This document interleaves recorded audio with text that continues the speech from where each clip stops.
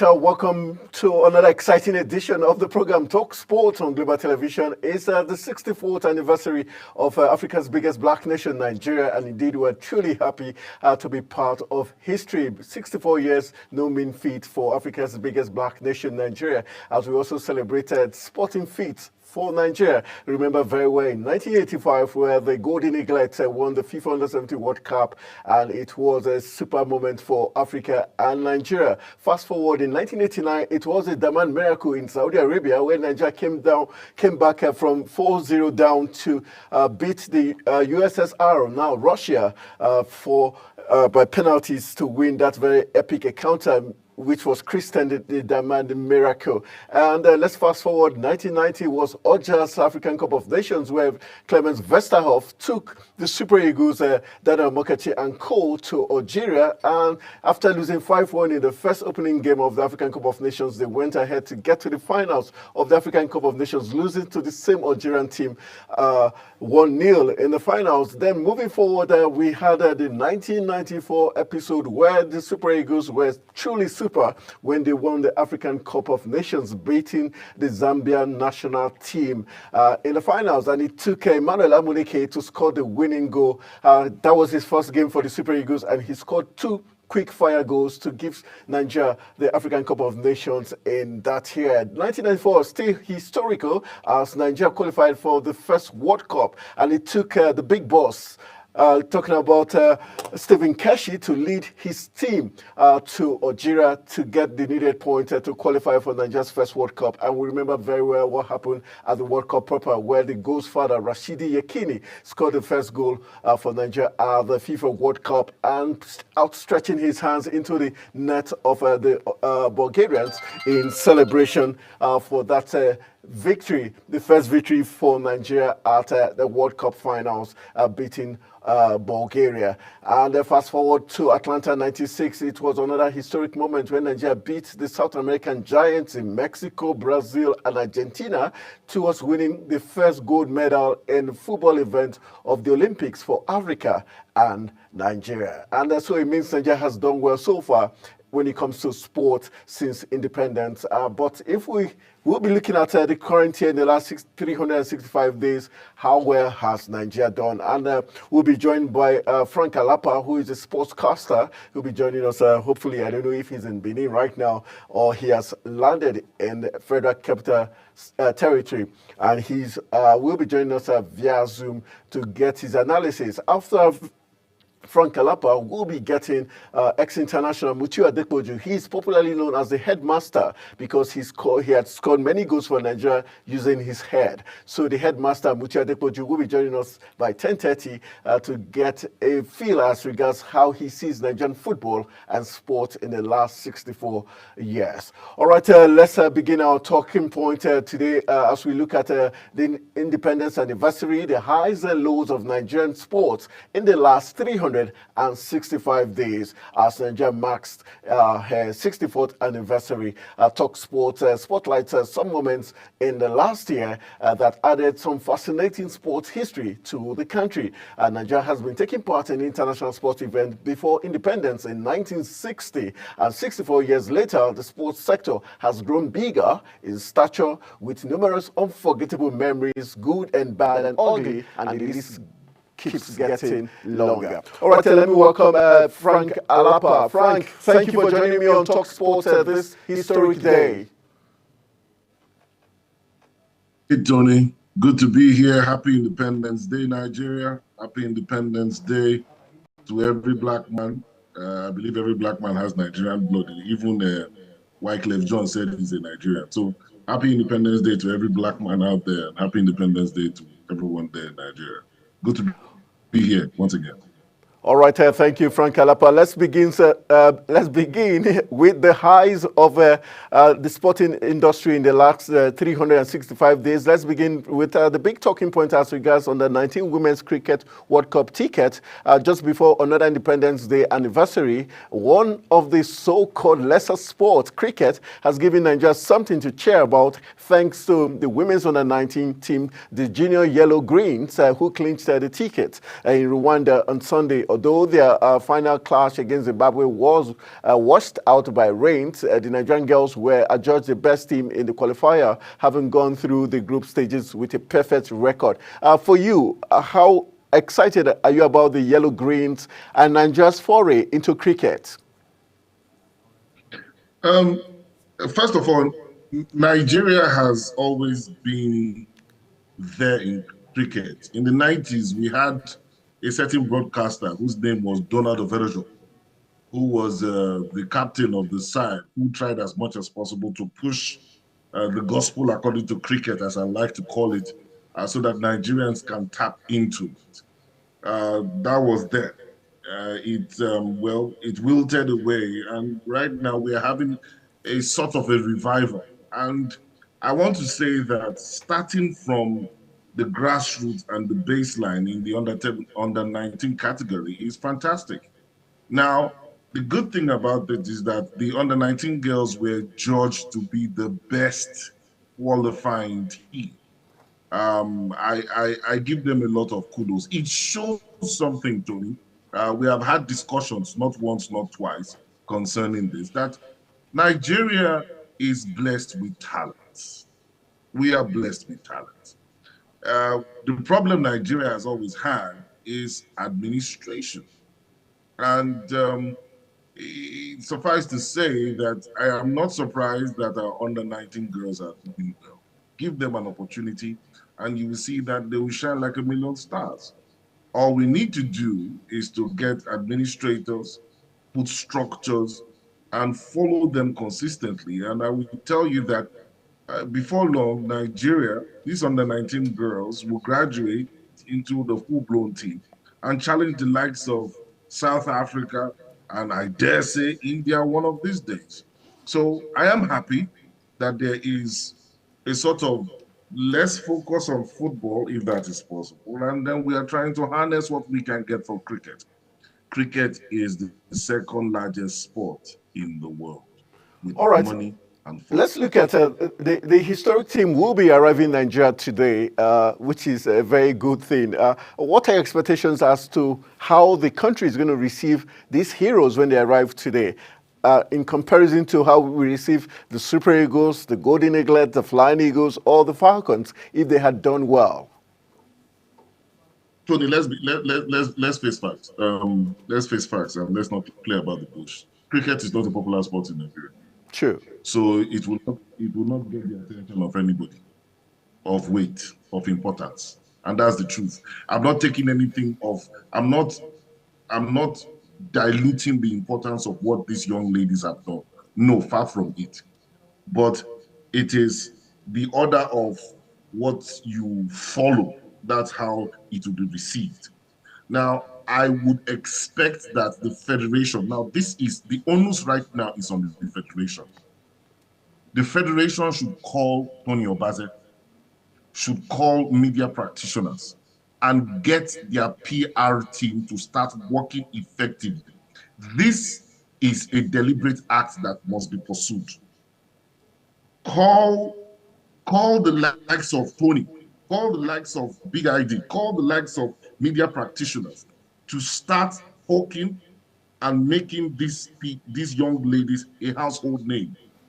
That means you are deliberately trying to develop them. Now, once that is done, you will get the attention of sponsors that there is something there. It must be deliberate, because if they come back today, apart from the fact that we are talking about it, Tony, it will go down and just pass like a stream of water. The federation, you have taken the right step in getting the attention of the world on these girls, number one. Number two is to get your public relations team, get your media team together and ensure that these girls, their acts, their qualification is front and center in the faces of Nigerians. Without that, we might end up just like Daniel Gali, who got frustrated out of wrestling and say he's tired. All right, let's move on to the next high of the last 365 days. Let's look at the Paralympics shining again as Team Nigeria's 7-medal haul at the Paris 2024 Paralympics might be the country's worst outing at the summer event, but the feat of the athletes stand as some of the best the country recorded in the last year. One of them was the power lifter, Folashade, who broke her world record in the women's 86-kilogram powerlifting, becoming the first para-athlete in history to lift 166 kilogram and winning a gold medal in the process. We've got the para-badminton player Bolaji Eniola, also became the first African player to win a badminton medal at either the Olympics or the Paralympics. Nigeria won 2 gold, 3 silver, and 2 bronze medals. For you, how much should we celebrate the Paralympic, athletes? Of course, we should celebrate them. Botswana celebrated Frank, are you there? Tebogo. Yeah, they celebrated Tebogo with the entire stadium coming out to look at. You think gold medal is a joke? They should be celebrated. Folashade Oluwafemi, she was in tears. And then, of course, Bolaji Eniola, their counterpart, let me not say the able body, their counterparts in the other side of the Olympics did not get anything from Nigeria after $12 billion spent. Let's not even go into that. Let's not even go into that. The fact here that we need to take into cognizance is that it's just like what I said with cricket. It must be a deliberate act to bring this front and center. I tell you this, Tony. Look at basketball today. I'm talking about the NBA. The NBA in the United States is very popular in the United States, but it was forced down the throat of the world by PR, hype, the media, and deliberate money spent to ensure that people get to know about it. It's not as popular as football. It is not as widespread as cricket, funny enough. But they spent so much money, invested in the media, and invested in ensuring that this thing comes out. Nigeria has talents, natural talents. Our para-athletes have always come out to save the faces of the sports ministry, but they do not actually invest in them. Let me tell you, Tony, let me give you a pop quiz right now. Let me see how good your memory is. You remember the last guy that won 100 meters for Nigeria for the first time? Do you remember him? You won't. Who? You have to think back a lot to do that. But these guys have consistently been winning, but nobody remembers them because we don't know what to do with success. And that's the unfortunate thing, Tony. It is not that we don't have talents. Nigeria has talents. Me and you have been reporters. We've been to the stadium and we've seen how young people who, for no reason, they just go there to start training. And from there, they are picked up. Remember where Mary Onyali was picked up? Remember where Emmanuel Amunike was picked up? Remember where even Folashade was picked up? We are natural talent. We have natural talents, but harnessing it is a problem, and they need to be directed. What is wrong? What is wrong if Folashade Oluwafemi is we are talking to her right now, but the federation would not see it like that. These people are supposed to be household names. They're supposed to be on the back of cereals. They're supposed to be back of your sugar. They're supposed to be on the carton of your data of your SIM card as heroes of Nigeria, as we're celebrating Nigeria on the 1st of October. This is what we should do. These are our heroes. These are our Avengers. Folashade should be known as Miss Captain Nigeria or Captain Lagos. A nickname. She saved the country's blushes by winning a gold medal. Bolaji Eniola was the first African player to win a badminton medal. What is his nickname? What has he been dubbed as? This is important. This is where sports wins. Because right now, I will tell you for free. You remember what's his name? Victor Osimhen. He has many nicknames. We followed his career when he was having problems with Napoli and going to Gala. We all followed him when he was at the airport from the plane and he was coming down. When Folashade was coming back to Nigeria, what camera followed him? Did they even tell you that she was coming back? These little things, Tony. Very sad commentary. All right. This little...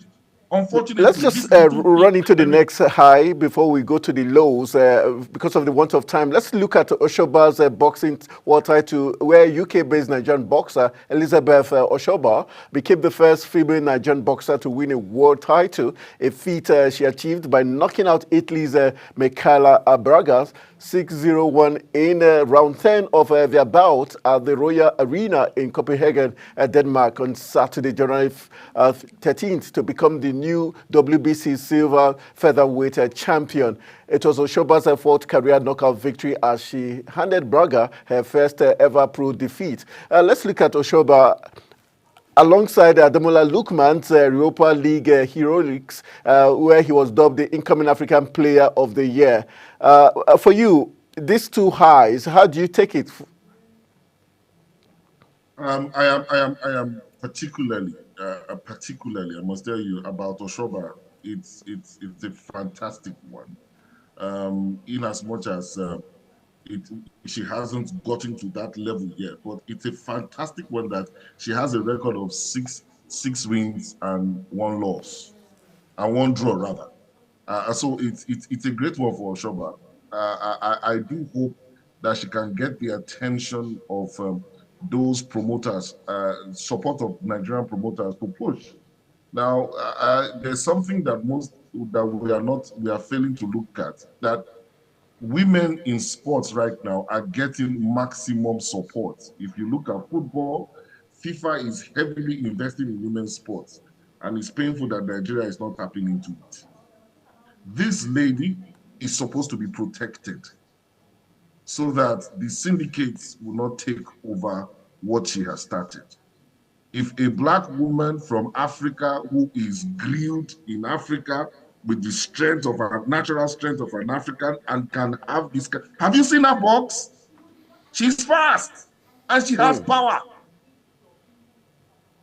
With this, you know that something good is coming from Nigeria. We've had Samuel, the Nigerian Nightwear. We've had who have we had? We have, of course, if you go back, we have Big Tiger. We've had has entered that pantheon of Nigerian superstar boxers. And again, I do hope that those who are promoters and those who are working with her can bring her so that the Nigerian people can support, just as the way we supported Israel Adesanya, just as the way we supported the Nigerian Nightmare, the guy in the MMA. What's his name? Kamaru Usman. Yeah, Kamaru Usman. We stayed up all night to see him fight. Even when he lost, we comforted him. We loved him. I went to Edo State when he came to see him and the new role he's doing. These are the things that we should do. Nigeria is 64. We should start looking at all these things.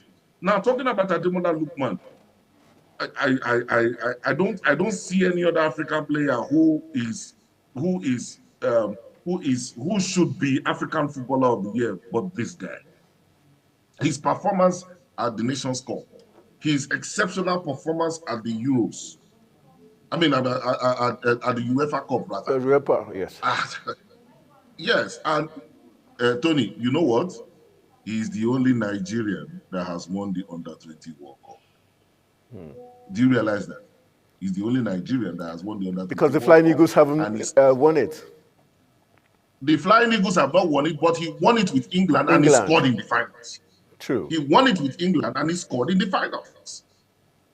These are some of the things that we should be talking about Ademola Lookman.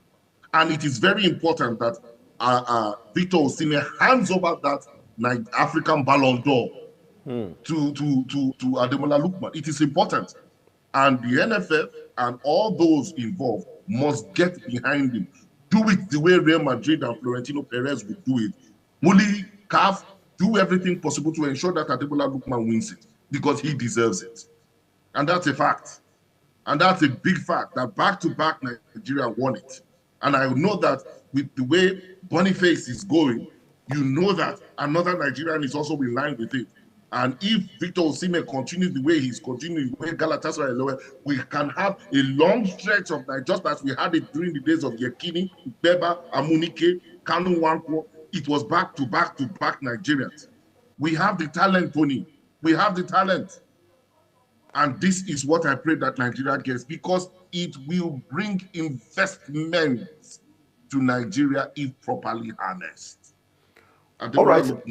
You mentioned Osimhen. Let's look at Osimhen, Oshoala, and Kanu Nwankwo, and Mercy Akide, who had won the African Female and Male Footballer of the Year. Do you think, like you rightly said, Lookman is a player that should win it?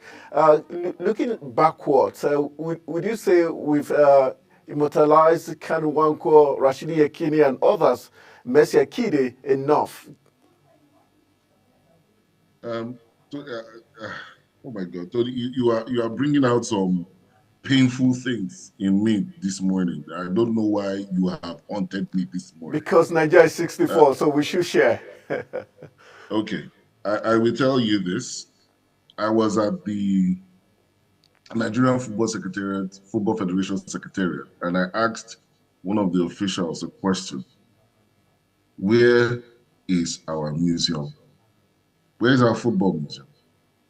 Whether physical or digital or holographic, where is it?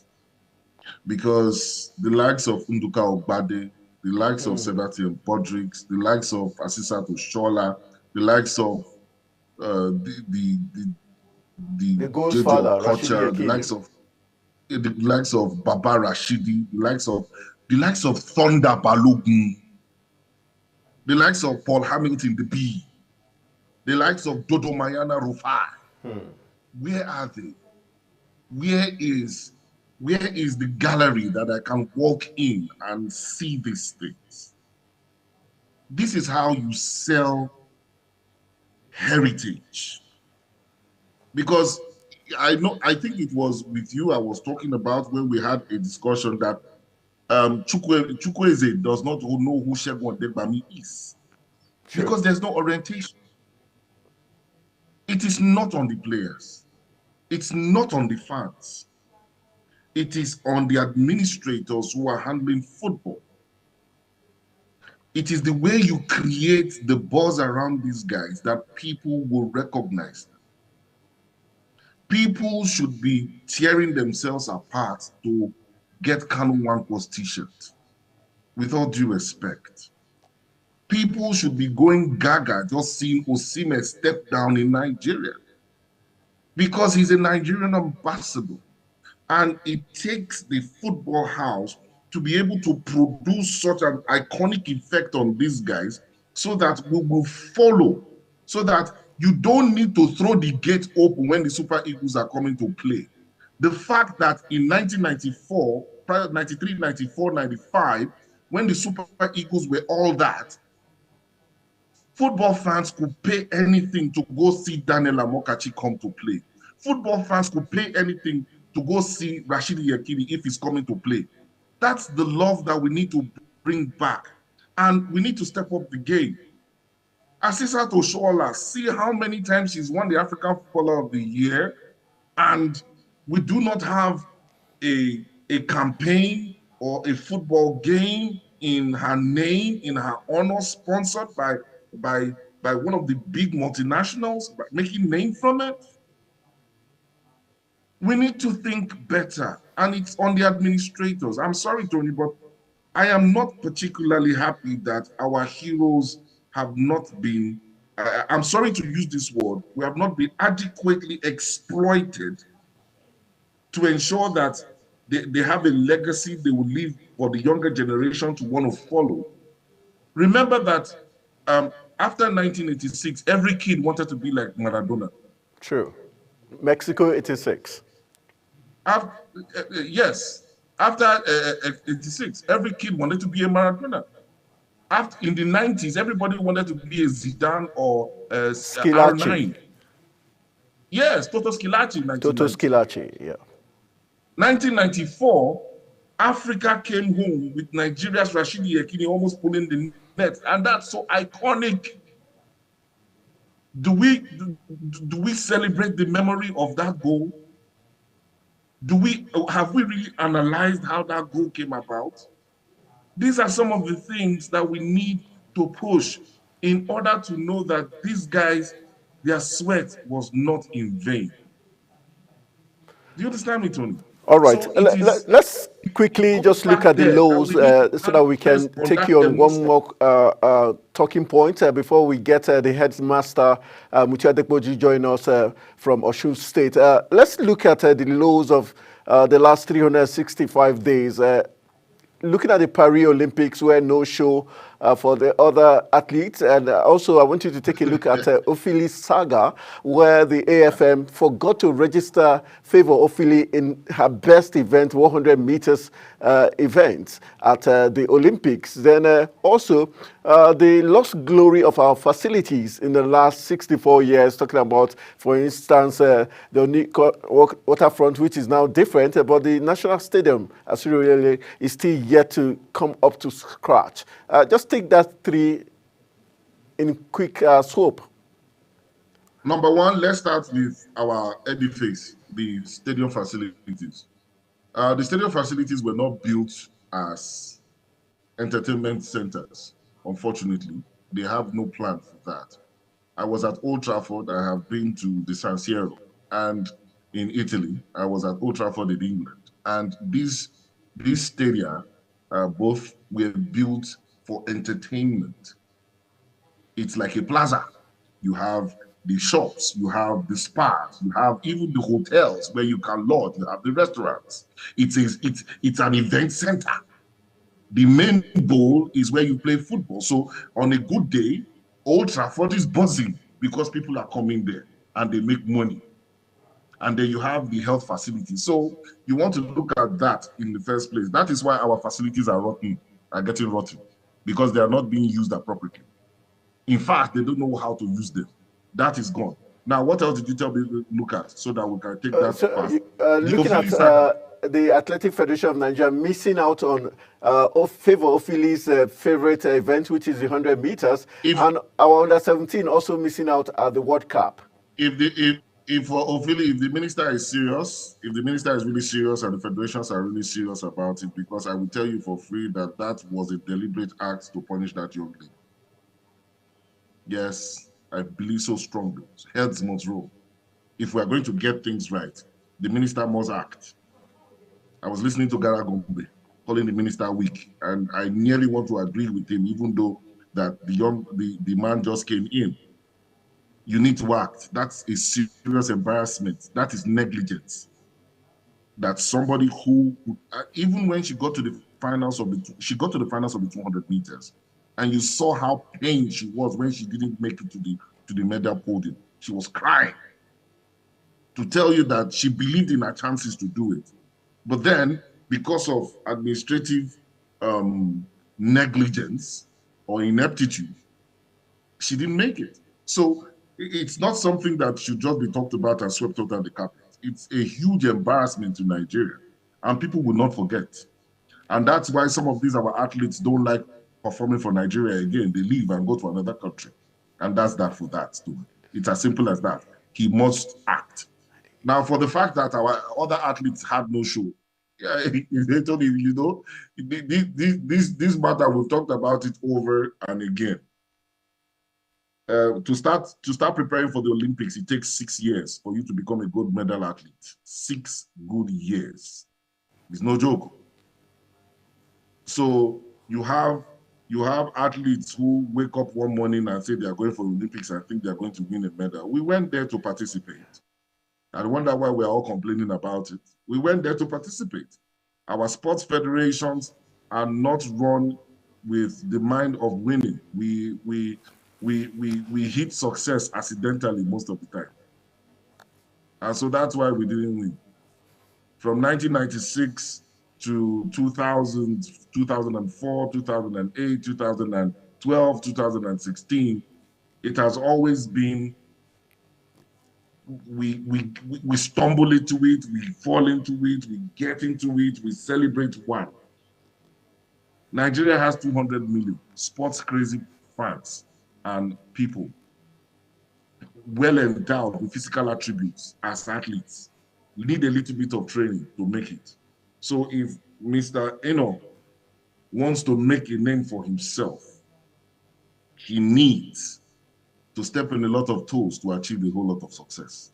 If not, this trend will continue and this talk will continue all over again, because I'm getting fed up of the talk that we'll go to the Olympics or we'll go for major tournaments and we'll come back empty-handed. If you don't plan, you won't make it. And you will keep wasting taxpayers' money. 12 billion was spent and it came back with nothing. Where is the technical review that was done? We don't have it. Where are have the coaches said anything? They have not. What have the administrators said? The federation presidents saying that ensured that they did not win. Nothing has come up. There has been no technical report for the Olympics. There has been no technical report of the athletes' performance. There has been no report from the federations. So what are we saying here? We will continue going around the same circle until we act right, and until demands and records are demanded from the federations and those in charge. Nothing is going to happen. It's still going to be the same old circle of running around. All right, Alapa, I want to say thank you for joining us in this first half of the program. We'll go for a very quick break. Hopefully, we'll be prompting you to join us later on before we wrap up the program completely. Hopefully, we'll have you join us. Thank you for your very special analysis on the Independence Day anniversary. Let's go for a quick break. When we return, Talk Sport continues with ex-international Mutiu Adepoju joining us from Osun State to give us a feel of what it felt like being wearing the green, white, green jersey for the Super Eagles of Nigeria. Stay with us.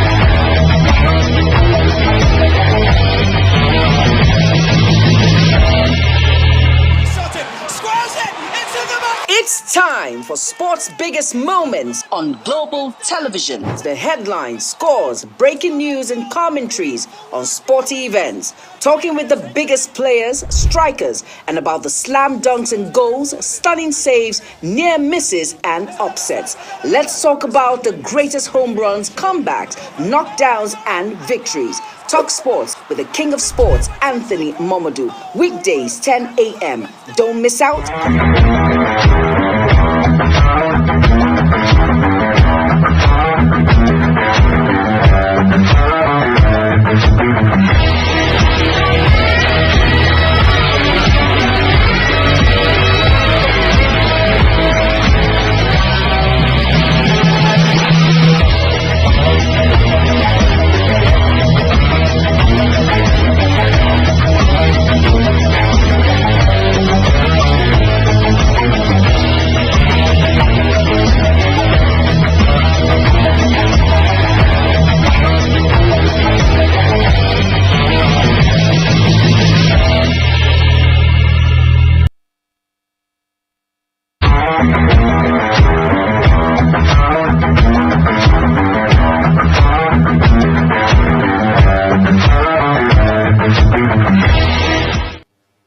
right, welcome back from that quick break. Let's give you some sports news update in the happenings in the exciting world of sports. Then when we're done, hopefully we'll be having the headmaster, Mutiu Adepoju, join us via Zoom for him to give us his take as regards Nigeria's 64th anniversary and how well Nigerian sports has done. Stay with us. Hello, sport fans. Welcome to Sport News Update. Atletico Madrid manager Diego Simeone condemned supporters hurling objects at Real Madrid goalkeeper Thibaut Courtois, but felt the Belgian played his part in provoking the crowd. Courtois turned to Atletico fans and celebrated after Eder Militao had put the visitors in front just after the hour mark at the Metropolitano Stadium. The supporters reacted furiously to Courtois and petted several items at him, including lighters and a plastic bag. As a result, referee Matteo Basquet suspended play and forced both teams to depart the field. In an effort to calm the Atletico supporters down, Simeone and some of his players, including Captain Koke and Jose Maria Jimenez, asked them to stop misbehaving. Luckily, the home fans were appeased when Angel Correa scored a dramatic late equalizer that was initially ruled out but later overturned by VAR as the match ended 1-1. Erik ten Hag insisted that he doesn't fear the Ajax after Manchester United sank to another pitiful Old Trafford defeat against Tottenham. Former United captain Gary Neville blasted United's performance as disgusting, while fellow Sky Sports pundit Jimmy Redknapp said it was the kind of display that gets managers sacked. Ten Hag kept his job in the summer but is now under huge pressure again after United, who had captain Bruno Fernandes sent off, suffered back-to-back 3-0 defeats against Spurs and Liverpool at home in the Premier League. United were behind within 3 minutes when Marky van der Ven charged through half the United team to set up Brennan Johnson 4 days after Bart van Rouge did exactly the same for FC Twente at Old Trafford in the Europa League. Fenerbahce manager Jose Mourinho used the laptop to show his frustration with an offside decision during his side's 2-0 win against Antalyaspor. Mourinho was livid after Edin Dzeko's goal was ruled out for offside and proceeded to place his laptop in front of a TV camera. The laptop screen showed a still image of the incident with Mourinho attempting to prove that the officials had made the wrong decision. Referee Kalhen Andin certainly didn't approve of Mourinho's protest as he proceeded to show him a yellow card. Despite the incident, Fenerbahce still managed to take all 3 points with Dusan Tadic scoring prior to an own goal from Talisson Kelvin. Mourinho, who was recently fined for missing a press conference, has frequently criticized referees throughout his career. Fenerbahce are currently in second place in the league, 3 points adrift of leaders Galatasaray. And that's how we call it a wrap on the Sports News Update. I am Anthony Momodu.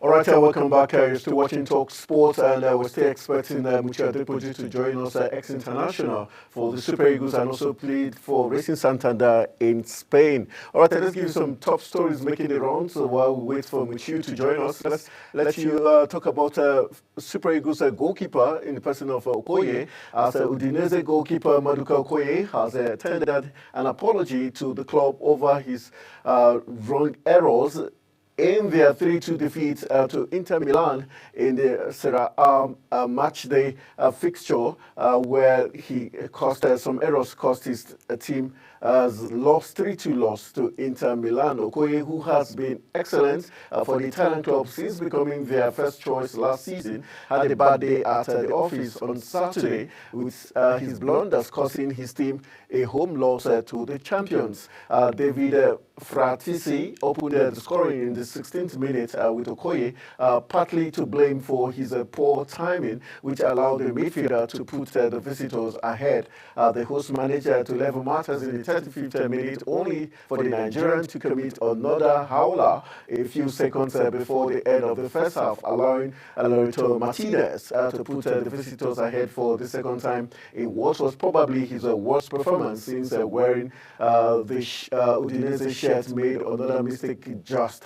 The game eventually ended 3-2 in favor of Simone Inzaghi's men, and Okoye was quick to take to his Instagram page to issue a heartfelt apology to Udinese fans. The 25-year-old's errors came just hours after his longtime girlfriend and Dutch model, Jelicia Westhoff, publicly announced the end of the 4-year relationship. Okoye will hope to make up for his errors when Udinese face Lecce in their next league match on Saturday. Probably the loss of his girlfriend did affect him. And let's move on to other talking story. Let's take it to Stamford Bridge, where the big story says Chelsea are plotting a January swap for Nigerian striker Victor Osimhen, with transfer expert Fabrizio Romano confirming the Blues' interest. The Romano told a Court of Offside that Chelsea might be preparing a £40 million bid for the Napoli striker when the transfer window reopens in January. He, however, clarified that no negotiations are currently ongoing, despite reports of behind-the-scenes preparations at the Stamford Bridge. Osimhen, who is currently on loan at Galatasaray, has hit the ground running in Turkey, netting twice in the thrilling 3-3 draw against Kasımpaşa last weekend. The 25-year-old's brace saw him etch his name in Gala's history books as the first player to register 4 or more goal contributions in the first 3 Super League games since Benfica B. Gomes in 2017. The Nigerian international's future remains uncertain, with his contract with Napoli set to expire in July 2025. However, Rise Sport journalist Cero Venerato claims that a 90 million euros release clause allows Osimhen to leave Napoli in January, although it is not valid for Serie A clubs. All right, let's move on to the world of boxing. Let's talk about the WBA rankings, where former world heavyweight champion Anthony Joshua has gone down 6 places in the latest WBO rankings following his defeat to Daniel Dubois, while Nigeria's Efe Ajagba is in the 10th position. Joshua, who went into the fight as the world #1 and hot favorite, suffered a shocking 50-round knockout loss to Dubois at Wembley Stadium in front of 95,000 fans. The defeat has seen the British-Nigerian boxer drop from the top spot to 7th place in the rankings. The 34-year-old was knocked down 4 times in 5 rounds before the referee waved off the contest. Despite the setback, AJ remains defiant about his future in boxing, stating his stance in a video message to his fans. Joshua's promoter Eddie Hearn has hinted at a potential rematch with Dubois as he is still contracted for one more fight with Saudi Arabia boxing supremo Turki Al-Sheikh and Riyadh season. The current WBO rankings reflect the recent shake-up in the heavyweight division, with Alexander Usyk remains the undisputed champion, with Joseph Parker holding the interim title. Meanwhile, Tyson Fury now leads the pack of contenders, with a rising Chinese star Zelina Zhang in 2nd place. Meanwhile, Martin Bankole recent performance have earned him the 3rd spot, while Ajit Kabayel and Justice Huni round out the top 5. All right, that's for boxing. Let's talk some women football before we join Amucha Depoju. Let's let you know that head coach Bankole Olowo Kere has listed Captain Taiwo Afolabi And forward, Harmony Chidi Peace Efyong in his 21 woman Flamingos roster for this year's FIFA Under-17 Women's World Cup finals. In Dominican Republic, the clinical Chile scored 13 of the team's record-setting 25 goals in the qualifying series as the bronze medalists from the last edition of the championship in India stormed their way past Central African Republic, Burkina Faso, and Liberia in the Continental Campaign. All right, let's move on quickly and join Mucha Dekwoju, the headmaster, ex-international Super Eagles midfielder, and also who played for Racing Santander in Spain, joining us on TalkSport. Good morning, headmaster. Thank you for joining us on TalkSport this morning.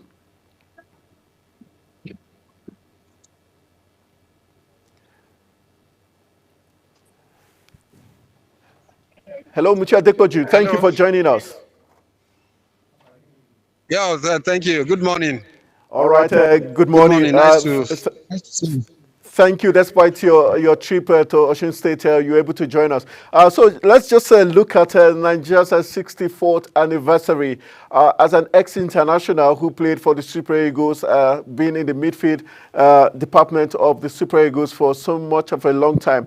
What are your fond memories about Nigeria in 64 years, especially looking at the team you played and loved, talking about the Super Eagles? How would you assess them in the last 64 years from the Red Devils to the Green Eagles, then the Super Eagles era?